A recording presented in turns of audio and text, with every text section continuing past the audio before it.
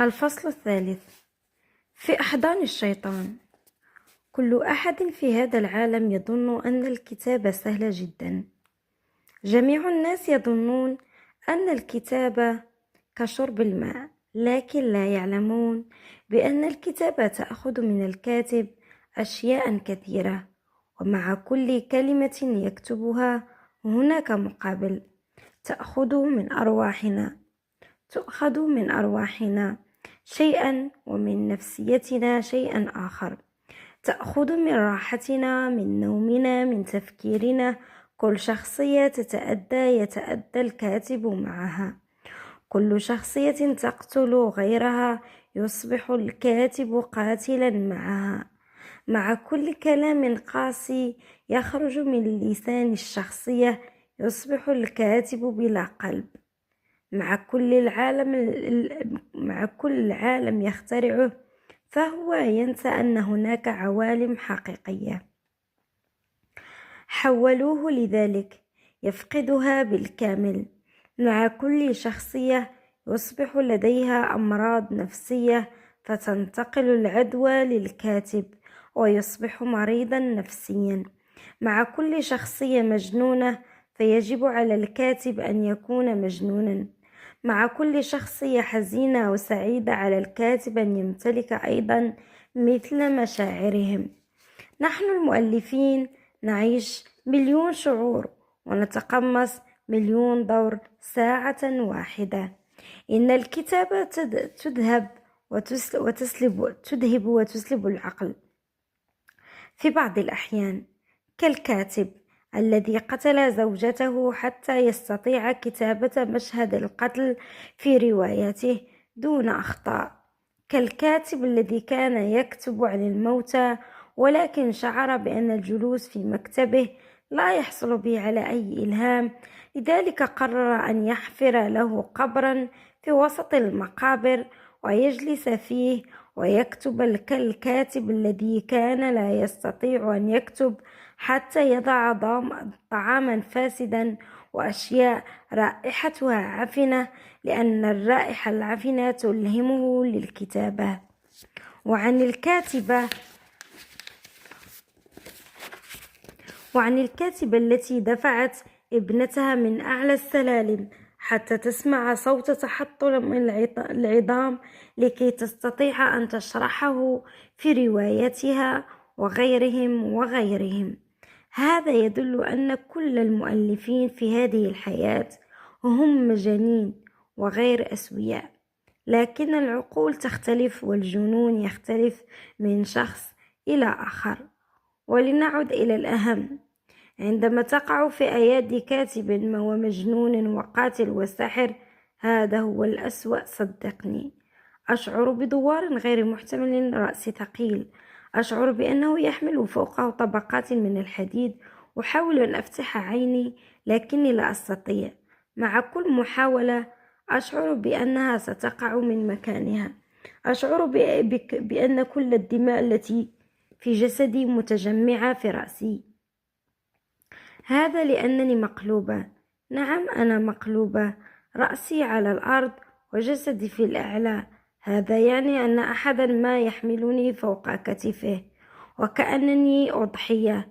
أبدأ بفتح عيني اليمنى قليلا، لكن الرؤية ضبابية. لا أعرف أين أنا، وكل ما أعرف أن هناك أحدا يحملني فوق كتفه ويسير بي، لا أعرف إلى أين. أسمع صوت الباب يفتح. على ما يبدو وصلنا إلى الغرفة. وضعني على السرير.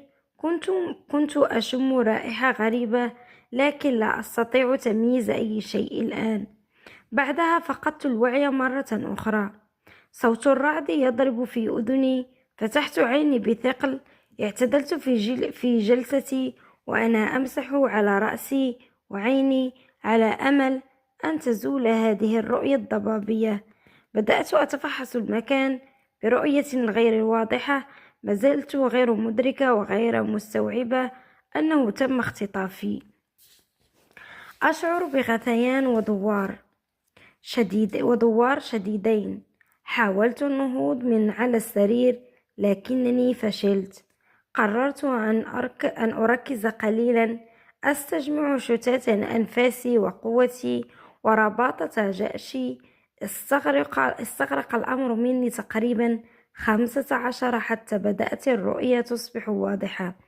أنا في غرفة واسعة جدا يقع في منتصف السرير الذي أنا عليه، وعلى الجهة اليمنى خزانة ملابس تبدو عليها الغرابة، وبجانبها باب يبدو أنه باب دورة المياه، لأن باب الغرفة مقابل السرير على الجهة اليسرى.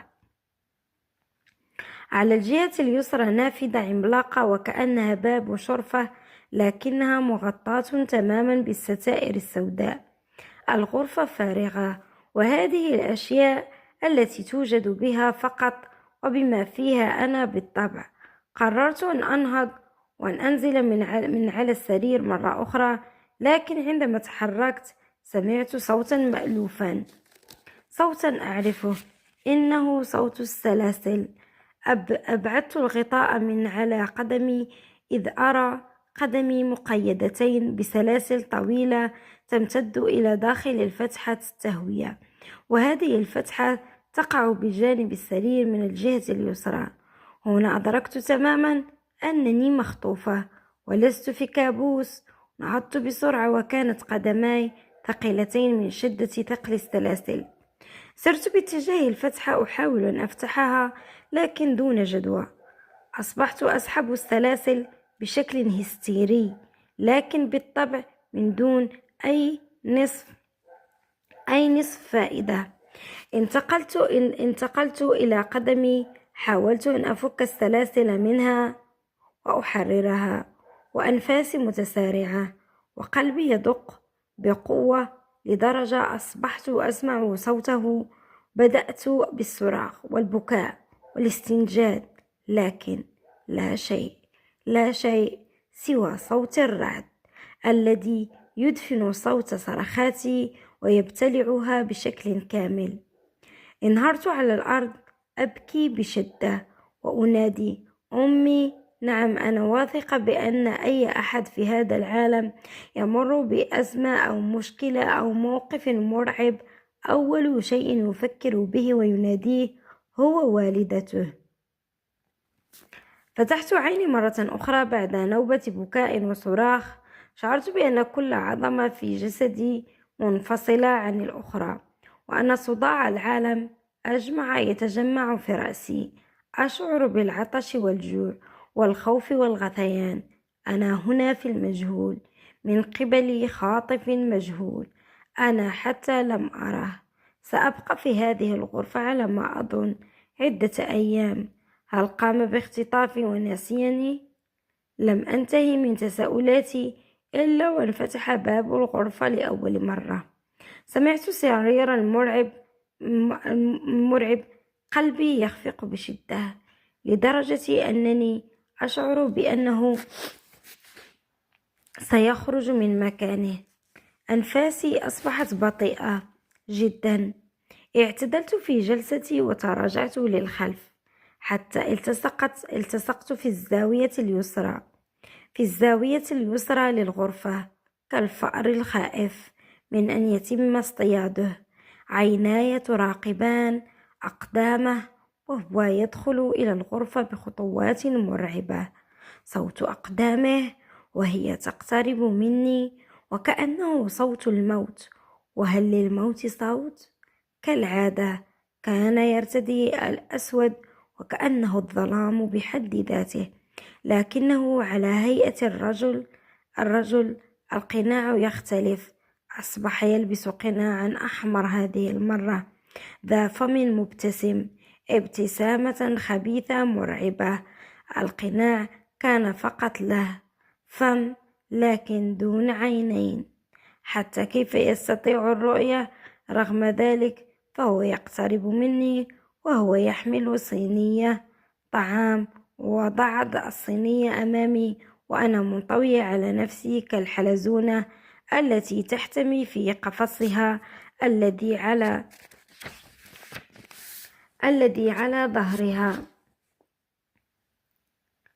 ووضع قارورة ماء بجانب صينية الطعام. كنت أنتظر أن يتحدث، لكنه كان صامتا تماما. بعد أن انتهى حمل نفسه وخرج من الغرفة. كنت أرغب بالصراخ في وجهه وسؤاله: من أنت؟ ماذا تريد؟ لكن لم أستطع. شعرت من شدة الخوف وكأنني ابتلعت لساني. نظرت إلى صينية الطعام. ليس كما توقعت أن يكون طعاما مقززا، لكنه كان طعاما شهيا ذا رائحة وشكل جميل. لم أستطع المقاومة وزحفت كالقط الجائع نحو صينية الطعام، وأول ما التقطته هي قارورة الماء. فتحتها وبدأت بالشرب حتى شعرت بأن روحي عادت إلي أخيرا. بعدها دون تردد تناولت الطعام بهستيرية كبيرة. كنت على وشك الموت من شدة الجوع. يجب أن أركز أين أنا، ولكي أستطيع المقاومة يجب أن آكل وأشرب. بعدها دون أن أشعر عدت للنوم مجددا على الأرض. فتحت عيني للمرة 100. كنت أشعر هذه المرة بتحسن كبير. لاحظت أني هذه المرة استيقظت في وقت الصباح. لا أعلم أي وقت، ولكني أرى نقاطا من نور الشمس تتسلل عبر الستائر السوداء. رأيت أن صينية الطعام لم تعد موجودة. هذا يعني أنه دخل مرة أخرى وأخذ الصينية وأحضر شيئا. بعد لمحت على السرير الملابس. يبدو أنه يريد أن أغير هذا الفستان الذي أصبح كارثة فوقي. نهضت وتوجهت إلى السرير، وخلال سيري شعرت براحة في قدمي، وأيضا لم أسمع صوت المزعج القادم من السلاسل. نظرت إلى أقدامي وكانت محررة دون سلاسل. لقد فتح السلاسل من قدمي. شعرت براحة خفيفة لأنها كانت تؤلمني في قدمي. أمسكت الملابس. كانت عبارة عن بنطلون صوفي ومريح وقميص خفيف قطني أبيض، حتى إنها كانت موضوعة بترتيب ورائحتها جميلة. إذ لهذا حررني من السلاسل حتى أبدل ملابسي. توجهت إلى الحمام وفتحته. كان حماما ذا تصميم وطابع غريب لا أعرف، ولكن هذا هو أغرب ديكور لحمام أراه في حياتي. شعرت بأنه من العصر القديم رغم أننا في المستقبل. كل شيء غريب هنا. إذا لن أدقق مرة أخرى على شيء، وكل ما سأفكر به سأفكر في كيفية النجاة والخروج من هنا. انتهيت من الاستحمام، وعندما خرجت رأيت صينية الطعام أخرى فوق السرير. هذا يعني أنه أيضا دخل ووضع الصينية دون أن أراه. من محتويات طبق الطعام أرز أبيض مع دجاج مشوي وسلطة وحساء. هذا يعني أنها وجبة غداء. هذا يعني أننا في وقت الظهيرة. جلست على الكرسي ولم أكل شيئا سوى أنني شربت الماء. كنت أشعر بحالة اكتئاب وخوف وقلق وتفكير مفرط في مستقبل المجهول. ماذا سيحدث لي؟ ما الذي سيفعله لي؟ هل سأختفي للأبد وأكون مفقودة مثل المؤلفين الآخرين، أم أنه سيرمي بجثتي على قارعة الطريق؟ جثة فقط مفرغة عقلي من رأسي، أو أنه يأخذ قلبي أو أحشائي مثل ريتشارد؟ هل هذا الشخص أساسا يكون نفسه الشخص المتورط في قضية اختفاء مؤلفين، أو أنه واحد آخر؟ كيف حال أمي وعائلتي الآن؟ ينفطر قلبي في كل مرة أتذكر أنني لم أجلس مع أمي في حياتي بالشكل الكافي. الآن أشعر بالندم الشديد والألم. استلقيت فقط على السرير بدون أن أكل أي شيء، ودموعي تنزل مع كل رمشة أرمشها حتى غفوت مرة أخرى. استيقظت مفزوعة على صوت الرعد والرياح، يبدو أنها عاصفة قوية قادمة هذه المرة. وفي كل مرة أفتح عيني أجد نفسي في هذه الغرفة أشعر بالإحباط والاختناق والرعب، على أمل أنه كابوس وستأتي مرة أفتح فيها عيني أجد في غرفتي ومنزلي بجانب عائلتي، لكن هذا لم يحدث. شعرت بالإحباط مرة أخرى عندما رأيت السلاسل عادت إلى قدمي. يبدو أنه دخل مرة أخرى وأخذ صينية الطعام وقام بتقييدي بعد أن بدلت ملابسي. صوت الرعد المرعب يضرب مرة أخرى. نهضت من على السرير وتوجهت إلى النافذة. أبعدت الستائر وكانت المفاجأة. كانت النافذة مغلقة بزجاج مبطن، ذلك الزجاج الذي يستخدمونه في النوافذ للمصحات النفسية. يعني لا يوجد أي شيء واضح، لا أستطيع أن أرى ماذا يوجد في الخارج، ولا أستطيع أن أعرف أين أنا. حاولت فتح النافذة لكنها كانت مغلقة بقفل. بدأت بجنون أضرب بقوة على ذلك الزجاج الذي يبدو كالحجر وأصرخ، لكن دون فائدة، حتى سمعت صوت باب يفتح.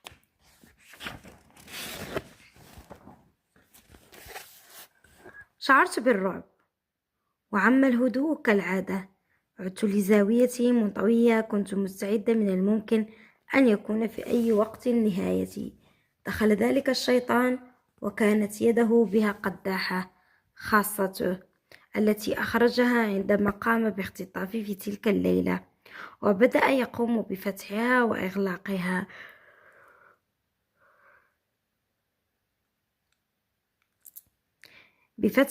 وبإغلاقها ويغلقها بصوتها المزعج وهو يقترب إلي بخطوات بطيئة. أشعر بأني أفقد نفسا مع كل خطوة يخطوها باتجاهي، حتى وصل إلي وأصبح يقف أمامي مباشرة وكأني في حضرة الموت. ثم هبط علي بجسمه الطويل وجلس أمامي ملتصقا بي. كان يلبس هذه المرة القناع الأسود، نفسه الذي كان يلبسه عندما اختطفني. كان ينظر إلي بصمت ويتأمل ملامحي دون أن يرمش. كان جسدي كله يرتعش لدرجة قلت في عقلي: هل هو أعجم أم أنه مريض نفسي؟ وأتوقع السببين معا. وهل تعرفين كيف يتصرف المرضى النفسيون؟ قال بصوته الضخم العميق الذي من شدة عمقي ظننت أنه سيبتلعني. نبض قلبي عندما سمعته يتحدث لأول مرة، ولكن كيف عرف ما الذي قلته في رأسي؟ بالضبط. أسأل: ما الذي يدور في عقلك الجميل؟ هناك عوالم وشخصيات مرعبة وغريبة ومخيفة كلها تجتمع داخل رأسك. اقترب مني أكثر وهو يضع يده على رأسي. زحفت إلى الخلف أكثر، لكن انتهت المساحة والتصقت بالجدار وأنا أصرخ في وجهه: أرجوك دعني وشأني. ما الذي تريده مني؟ هل تريد المال؟ أبي سيعطيك المال. أي مبلغ تطلبه؟ أيا كان المبلغ، لكن دعني أذهب أرجوك. اقترب مني كثيرا وبدأ يمسح على شعري وأنا أحاول أن أتجاوز لمساته، وقلبي يكاد يخترق صدري من شدة الخوف. المال المال المال. لماذا يفكر جميع الناس بالمال؟ هناك أشياء أهم من المال في هذه الحياة. لا تتحدثي في سيرة المال مرة أخرى حتى أستطيع أن أتصرف معك بلطف دائم. إذا ماذا تريد؟ صرخت في وجهه والدموع تنهمر من عيني. عقلك، أريد عقلك. يبدو بالنسبة لي يحتوي على أكثر العوالم وأشد الأشخاص شرا في هذا العالم. لم أفهم. ستفهمين الآن. نهض وأخرج مفتاح السلاسل من جيب معطفه وحرر قدمي. بعدها أمسك بيدي اليمنى حتى شعرت بأنها ستنخلع من مكانها. كنت أشعر بجميع مشاعر الرعب والخوف في قلبي. بعدها أحضر كرسيا خشبيا أجلسني عليه، ثم فتح خزانة الملابس وأخرج منها آلة كاتبة عتيقة كانت ذات تصميم غريب، وكأنها عظام القفص الصدري للإنسان، ولكن على هيئة آلة كاتبة بها لوحة الأحرف. أحضر طاولة خشبية صغيرة ووضعها أمامي ووضع فوقها الآلة الكاتبة. كانت أنفاسي تتسارع مع كل تحرك يتحركه، ثم بدأ بالدوران حولي ووقف خلفي تماما. وضع يده العملاقتين على كتفي، ثم مرر أصابعه بداخل شعري بهدوء، ثم همس في أذني. هل تريدين معرفة ما الذي أريده؟ لم أرد عليه لأنني ابتلعت لساني في ذلك الوقت من شدة الخوف. ثم استرسل في حديثي وهو يمسك بشعري وبدأ يشده بقوة، وأنا أتألم دون أن أصدر صوتا. اكتبي لي. لديك خياران لا ثالث لهما. والخيار الأول أن تكتبي لي، والخيار الثاني أن تموتي. اختاري أي الخيارين يناسبك. هل تريدين معرفة ما هي المميزات في الموت؟ دعيني أخبرك. هو أن تموتي بأبشع الطرق التي قد تشاهدينها في حياتك. أتوقع أنك تعرفين ما هي أبشع الطرق الموت، بما أنك تكتبينها كثيرا في رواياتك، لذلك تصرفي ككاتبة متمرسة. فقط طلب بسيط، والآن اكتبي. قلت بصوت يرتجف ويتلعثم: أرجوك دعني وشأني. لا أفهم ما الذي تقوله.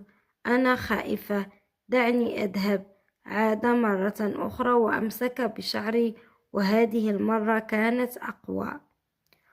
ولا تتصرفي كالفتيات الغبيات. أظن أنني أتحدث بلغة مفهومة، ولن أكرر ما قلته. اكتبي فورا. أرجوك. لا أستطيع أن أكتب أي شيء وأنا خائفة ومشتتة. لن تستفيد شيئا. أبي، أنت لا تعرف من يكون أبي. سيبحث عني في كل بقاع الأرض وسيجدني. أطلق ضحكة مداوية. كلام فارغ مبتذل. كنت أظن أنك أذكى بكثير. إذا لن تكتبي شيئا اليوم. عندما سألني هذا السؤال شعرت بأن نهايتي حانت. لم أستطع أن أفكر في إجابة إلا وأتى الرد القاتل منه. لم أشعر بشيء بعد أن أمسك برأسي وضرب به بقوة على الآلة الكاتبة حتى تحطمت الأجزاء. لا أخفي عليكم أني شعرت لوحة المفاتيح كلها طبعت في جبهتي، وبعدها وقعت على الأرض في صدمة نفسية وجسدية عندما رأيت الدم يتسرب من رأسي، وسمعت آخر كلمات الشيطان بصوته المرعب وهو يقول: هذه هدية حتى الحروف تلتصق في عقلك الفارغ، فيكون جملا وقصصا لا مثيل لها. بعدها فقدت الوعي، وأنا أتمنى ألا أستيقظ أبدا، لأنني أعرف أن جحيما قاسيا ينتظرني. الفصل الرابع. أكتب كي لا يأكلني الشيطان. اليوم الأول في الكتابة من أجل الشيطان. لديك خياران: إما أن تكتبي لي أكثر القصص والروايات رعبا وأشدها عنفا وقسوة ودموية، أو أنني سأقوم بالتهام عقلك الجميل. أعلم بأن هناك عوالم وشخصيات وقصص مظلمة تدور داخل عقلك. أعلم بما أنك تمتلكين عقلا مضطربا تماما، وهذه العقول هي المفضلة لي لأنها تمتلك طعما ومذاقا جميلا. عندما أتناولها أعلم بأنك تستطيعين أن تخلقي عوالم يعيش فيها المضطربون نفسيا مع الجثث المتحركة، مع وحوش آكل لحوم البشر، مع الشيء الذي يجعلك تتوقفين الآن عن الكتابة. الإلهام. هل تحتاجين للإلهام؟ إذا سأكون أكبر إلهام لك. سأجعلك تعيشين في أقصى أنواع الجحيم والرعب. ستكونين ممتنة يوما لي لأنني أساعدك على الإلهام من أجل كتابة أجمل الروايات الرعب. في كل مرة تكتبين قصة مبتذلة وسيئة ولا تعجبني سأقوم بقص أصبع من أصابعك وألتهمها. هل ستقولين كيف يمكنني الكتابة دون أصابع؟ بالطبع تستطيعين ذلك، لأن الكاتبة والكاتب يكتب حتى لو دون أصابع. الكاتبة ستكون كل يوم في الساعة 12 منتصف الليل. لا أسئلة غبية، تطيعين أوامري، تكتبين جيدا حتى تحافظي على حياتك. يوم الثلاثاء إجازة. لا يوجد كتابة ولا يوجد تجول في الأرجاء، لأنه من الممكن أن تصادفي شخصا أسوأ مني خارجا من إحدى قصصك المرعبة. لديك فرصة في اليوم أن تكتبي لي 3 قصص، وإن لم تعجبني الأولى فعليك الركض هروبا مني لمدة 10 دقائق. إذا قمت بإمساكك فسيكون الموت مصيرك. إذا انتهت الدقائق 10 ونجحت بالاختباء فسيكون لك فرصة للعيش وكتابة قصة أخرى. القصة الثانية إذ لم تعجبني فسأقوم بقطع أحد أصابعك. عليك أن تحافظي على أصابعك 10، تحتاجينها للكتابة. أما القصة الثالثة إذا لم تعجبني فهذا يعني 3 قصص لم تعجبني. انتهى مخزون إعداد الحياة لديك، ومن الأفضل أن أقوم بالتهامك، سيكون الموت مصيرك. احفظي قواعد اللعبة جيدا. لعبة الكاتبة الجميلة والقارئ المطارد.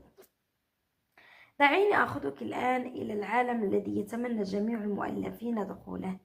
أنت محظوظة جدا يا ماريانا، كونك تمتلكين عقلا مظلما جدا مثل الظلام الذي في قلبي ورأسي. أفقت بعد ليلة صعبة وقاسية، أولم تكن ليلة واحدة، بل بقيت 3 أيام طريحة الفراش. كنت مريضة جدا، ارتفعت حرارة جسدي مهلا. رأسي، كل الألم اللي في رأسي بعد أن شعرت بأن عظام جمجمتي تحطمت إلى أجزاء بعد أن أنزل مرضه وغضبه علي ذلك الشيطان وضرب رأسي في الآلة الكاتبة حتى تحطمت أجزاءها. هل أحضر لي طبيبا؟ لا أعرف. كل ما أعرف أن هناك ضمادات على رأسي، ويبدو أنها حدثت عملية خياطة. كل ذلك وأنا فاقدة الوعي. وهنا في هذه الغرفة هل لديه أعوان؟ حتى الطبيب الذي أحضره يبدو أنه صديق له. نهضت بثقل وخمول، التفت يمينا ويسارا، لم تغير أي شيء في الغرفة سوى أن خزانة الملابس أصبحت مفتوحة، وكان بداخلها ملابس كثيرة يبدو أنها لي. رائع، فهو يريد أن يحافظ على نظافتي وأناقتي. نهضت باستسلام كامل رغم جسدي المتعب ومفاصل المحطمة ورأسي المتشقق، إلا أن توجهت إلى الحمام واستحممت. بعدها شعرت بالغثيان أفرغت كل ما بداخل معدتي رغم أنها لا يوجد داخلها أي شيء منذ 3 أيام سوى الماء والهواء. بدلت ملابسي. كنت أريد التركيز والتفكير كيف أنجو وأحافظ على حياتي. فكرت بهدوء في تلك الليلة التي دخل فيها علي الشيطان وكان هائجا كالإعصار. ماذا يريد؟ أريد أن أكتب له. أكتب له. لطالما كنت أحب الكتابة وكنت أظن أنها نجاة لي، لكن لم أتخيل يوما أنها ستصبح لعنة لي. أو لم لا، أيضا ستكون نجاة لي. إذن كتبت له فسيحافظ على حياتي. لكن إلى متى؟ أغلب القتلة الكاذبون في نهاية الأمر سيقتلني. لكن ماذا أفعل؟ ليس لدي خيار آخر الآن غير الكتابة. من أجله ومن أجل حياتي. قاطع تفكيري صوت باب الغرفة يفتح وأنا جالسة على الكرسي. نهضت مفزوعة، فهذه أول مرة يدخل علي في النهار. دخل وهو يلبس قناعا جديدا آخر. اللباس لا يوجد اختلاف. كان يرتدي ملابس سوداء كالعادة لكن دون معطف. بنطال كنزة صوفية سوداء طويلة مع باقة داخلية. هنا اقترب مني بصمت. عدت إلى الخلف لكن عيني لمحت أن باب الغرفة مفتوح. حسنا، تبدين اليوم أفضل. أنا سعيد لذلك، قالها وهو يجلس على السرير ويخرج قداحته وسيجارته. أظن أنك أصبحت أفضل، أكمل حديثه. ما زالت عيناي على الباب المفتوح. أشار لي بالجلوس بجانبه بهدوء، لكنني لا أعرف كيف تصرفت بغباء وتهور وانطلقت راكضة نحو الباب. ما إن خرجت من الغرفة لم أستطع فتح عيني. كانتا تؤلمانني جدا بسبب أن المنزل كان يشع منه ضوء الشمس وأنا كنت محتجزة في الظلام. لم أستطع أن أركز أو أستوعب كيف يكون المنزل، لأنني كنت أركض ركضة بسرعة عبر الممر حتى وصلت إلى تلك السلالم الملتوية والطويلة. نزلت بسرعة منها وأنا أنظر خلفي، لكنه لم يكن خلفي أي أحد. بالطبع واثق بأنني لم أذهب إلى أي مكان. وصلت إلى الدور الأول. ركضت إلى الأمام حتى لمحت بوابة كبيرة. عرفت أن هذا باب الخروج من المنزل. توجهت إليه ومسكت المقبض وبدأت بفتحه، لكن بالطبع لم يفتح. بدأت بالطرق والصراخ دون أي فائدة، حتى سمعت صوت إطلاق نار قوي. بعدها سمعت في أدنى صراخ دون أي فائدة، حتى سمعت صوت إطلاق النار قوي. بعدها سمعت في أذني صوت صغير حاد وقوي مع طنين في رأسي، وفور استيعابي رأيت دخان الرصاص يخرج من جانبي. قد أطلق النار بجانبي على الباب، ورغم أن الرصاص لم تكن من المسدس عادي بل بندقية، إلا أن الباب لم يتأثر كثيرا. وهنا علمت بأنني ارتكبت حماقة لا تغتفر. رفعت رأسي إذ أراه يقف في الأعلى. وهنا علمت من صور الطابق الثاني، وفي فمه السيجارة مبتسما ومستمتعا بتعذيبي. رفع البندقية وصوبها نحوي. ظننتك بعد تلك الليلة ستكونين هادئة، ولكن يبدو أنك تحبين اللعب أكثر مني. قلت متوسلة له: أرجوك توقف، أنا أعتذر، لا تطلق النار علي. ولكن قبل أن أنتهي من كلامي أطلق النار مرة أخرى عند أقدامي. صرخت بكل قوة. شعرت بأنها نهايتي. ركضت بسرعة أسفل السلالم وهو ما زال يطلق النار بشكل عشوائي متعمد إخافتي، ويضحك بشكل مستفز، حتى نزل ووصل إلي قائلا: وللأسف البندقيات تتميز بقلة الرصاص بداخلها. بعد أن قال جملته انقض علي كالأسد الهائج وأمسك بشعري وسحبني بقوة وأنا أصرخ بشدة. صعد بي عبر السلالم لكن لم يعدني إلى غرفتي. تجاوزنا الدور الثاني الذي فيه غرفتي وصعدنا إلى الدور الثالث وهو يسحبني من شعري كالماعز الذي لا حول له ولا قوة. شعرت بخصلات شعري تتمزق في يده حتى وصلنا إلى باب كبير لم أميز ما شكله أو لونه بسبب وضعي. بالطبع فتح الباب وأدخلني إلى الداخل. عندما دخلنا أول ما استقبلنا سلالم أيضا تؤدي إلى أسفل. كنت أظن أننا سننزل لكن بالفعل أنزلني، لكن ليس على أقدامي بل رمى بي من أعلى السلالم ونزلتها متحدرجة بجسدي. على حظي لم تكن السلالم قوية بل كانت صغيرة وخفيفة. رغم ذلك شعرت بألم في عظام جسمي واصطدم رأسي مرة أخرى وفقدت الوعي. لا أعرف صراحة إلى متى سأظل أفقد الوعي. لماذا لا أموت فحسب وينتهي كل هذا الكابوس؟ استيقظت مرة أخرى بعد 100. نهضت من مكاني وأنا أتحسس جسدي. هل هناك كسر؟ لا بالطبع، ما زلت سليمة وعظامي سليمة، لكن عقلي ليس سليما وعلى وشك أن أفقده من هذا الجحيم. فحصت المكان بعيني ما إن اتضحت للرؤية. كنت مذهولة من المكان. كانت مكتبة ضخمة تحوطها الرفوف العمالقة من كل الاتجاهات. نزلت من على السلالم التي ما تبقى منها ولم أتدحرج عليها وأنا فاتحة فمي وعيني مذهولة مما أراه. كانت الرفوف مليئة بالكتب، لكن لحظة واحدة هناك شيء غريب. اقتربت أكثر إلى الرفوف ورأيت الشيء الذي صعقني.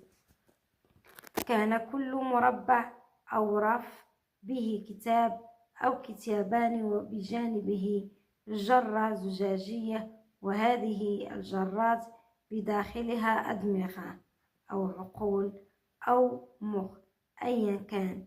كانت بالطبع تعود إلى عقول بشر. المرعب في الأمر أن الرفوف كثيرة بشكل مرعب، وعندما رفعت رأسي لم يكن لها نهاية وكأنني في بئر لا أستطيع أن أرى السقف. هل هذه عقول بشرية؟ هل هذه عقول المؤلفين؟ لكن مستحيل أن يقتل شخصا بشري طبيعي كل هؤلاء الناس. حرفيا الرفوف كانت معباة ما يقارب 200,000 رف أو أكثر بكثير، حتى لنفترض أنه يقتل منذ الطفولة، لكن مستحيل أن يصل إلى هذا العدد. بعدها لمحت في منتصف المكتبة أنه يوجد سلالم ملتوية، سلالم تؤدي إلى الأعلى. كانت تبدو غريبة. كيف لسلالم أن توجد بهذا الشكل في منتصف المكان؟ والأغرب أن في نهايتها يوجد باب، وهذا الباب معلق في الهواء. لا أستطيع أن أشرح أكثر ولا أعرف كيف أفسر لكم ما رأيته. أشعر بصداع وغثيان ودوران. أشعر بأنني في كابوس لا ينتهي.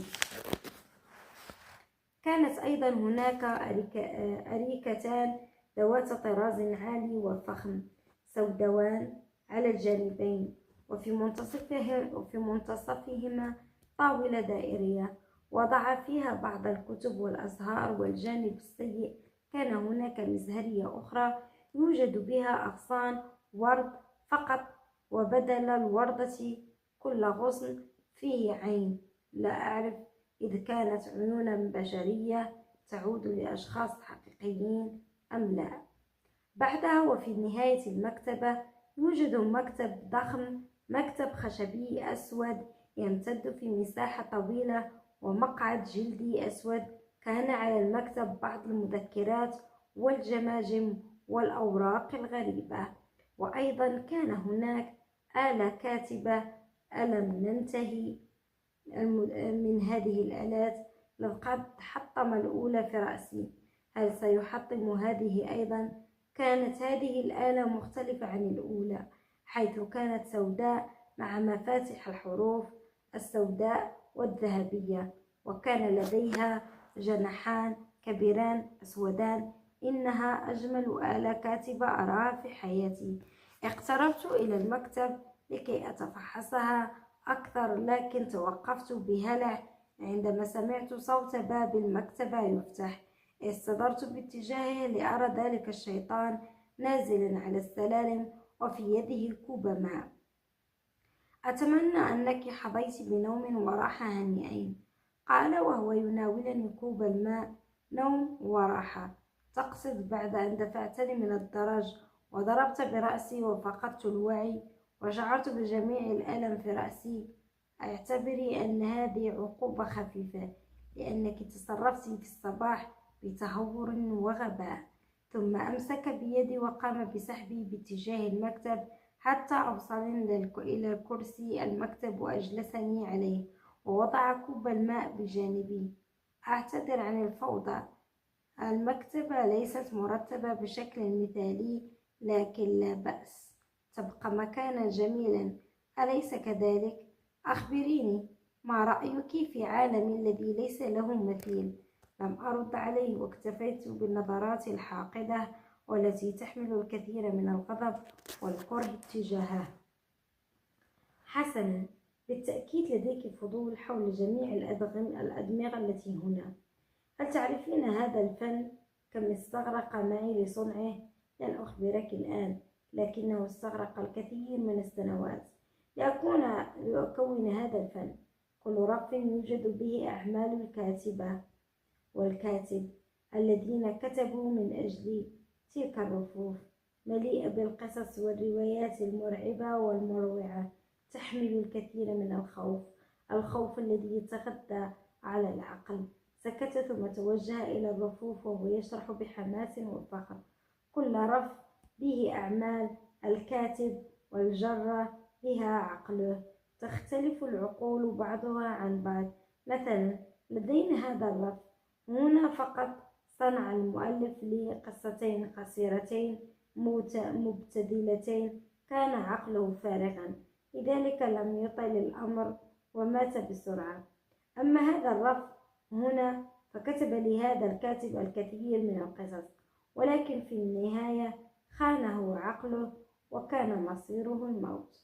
الأغلب يستسلمون جميعهم، عقولهم بها أفكار مبتذلة. لا يوجد كاتب مميز بالنسبة لي. جميعهم يكذبون على القراء بكلمات مبتذلة مملة مكررة. قطعته بصوت يرتعش. إذن هذه عقول بشرية؟ قال متنهدا بسخرية. إذن شرحي الذي شرحته من ساعات لم تفهمي منه شيئا. أنت شخص ووحش مريض أيضا. اقترب مني بضع خطوات حتى وصل إلى المكتب وانحنى باتجاهي. وهل تعرفين كيف تكون الوحوش يا مريانا؟ وهل تعرفين كيف هي الوحوش؟ بالتأكيد لا تعرفينها، لكن ستعرفين ما هي عن قريب جدا. أما المريض، ألست أنت أيضا مريضة؟ لكن بشكل آخر، فجميعنا مجانين. وهنا كل كاتب هو معتل نفسي ومجنون. لذلك دعينا نتصرف بالمثالية. قد أحضرتك إلى هنا لغرض واحد. هل تعرفين ما هو؟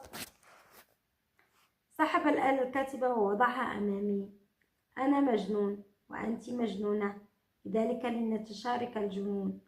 اتجه إلى صندوق ملتصق في أحد الجدران وفتحه، وكان فيه الكثير من مفاتيح التشغيل.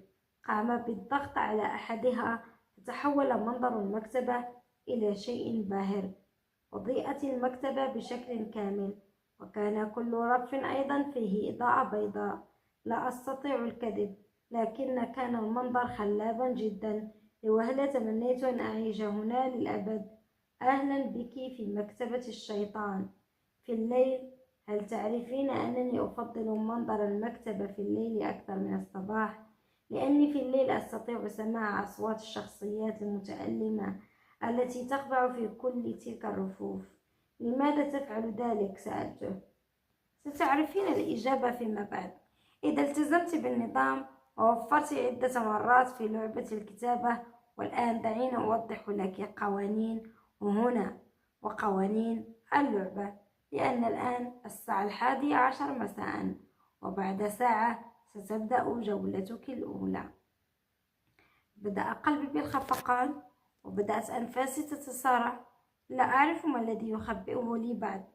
ماذا سأفعل إن لم أستطع أن أكتب له قصصا تخيفه؟ إنه الخوف بحد ذاته. بالتأكيد لا يوجد شيء يخيفه. يجب أن أتصرف بذكاء حتى أحافظ على حياتي، لكن كيف؟ جلس أمامي على الكرسي المقابل للمكتب وبدأ ينظر إلي بأعينه السوداء التي تختبئ خلف القناع. كنت أعلم بأنه يريد أن يخيفني ويقلقني حتى أتشتت في الكتابة. كنت أعلم أنه يجب أن أفعل عكس ما يريد. يجب أن أتماسك وأثبت له أنه لا يخيفني، ولكن في الحقيقة هو يرعبني. حسنا، أنا جاهزة للعبة الكتابة، قلت بعزم مزيف. أنت تدهشينني. هل تعرفين أنك أول كاتبة تقول لي هذه الكلمات؟ شعرت بأنني نجحت قليلا. يجب أن أتصرف بشجاعة وجنون لأجاريه في جنونه، لكن هل سأنجح؟ دعيني أوضح لك أهم قوانين اللعبة، وهي أولا خلال الليل كله ستكتبين لي 3 قصص، أشدها رعبا وفزعا ودموية وعنفا. إذا نجحت في ال3، وهذا لا يفعله الكثير أبدا، فلك هدية. خمني ما هي أن تحافظي على حياتك بالطبع. ثانيا، إذا فشلت في القصة الأولى سنلعب لعبة أوزيس أوريس. أنت أوريس وأنا أوزيس. كان أوزيس وأوريس يلعبان لعبة المطاردة. بعد منتصف الليل كان أوريس ماهرا في الاختباء، أما أوزيس فهو أشد مهارة في المطاردة والبحث. عندما يجد أوريس في أقل من 10 دقائق يقوم بتعذيبه ومعاقبته، أما أنا فإذا وجدتك في أقل من 10 دقائق فسأقوم بالتهامك. لعبة المطاردة هي المفضلة لدي في كل هذا.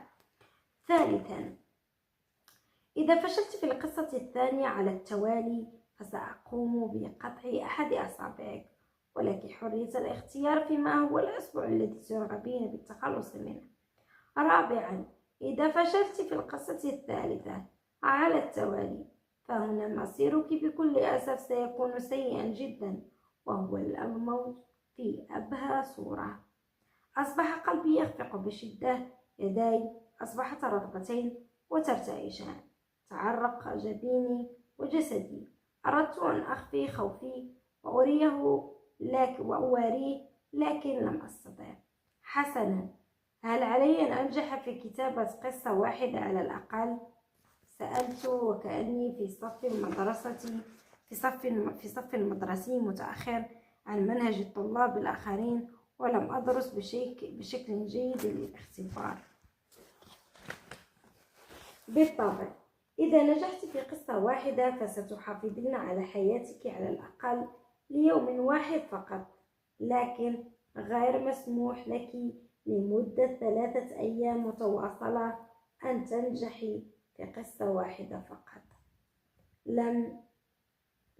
ثم تبع حديثه. هل هناك أي أسئلة أخرى؟ لأننا سنبدأ بعد 5 دقائق.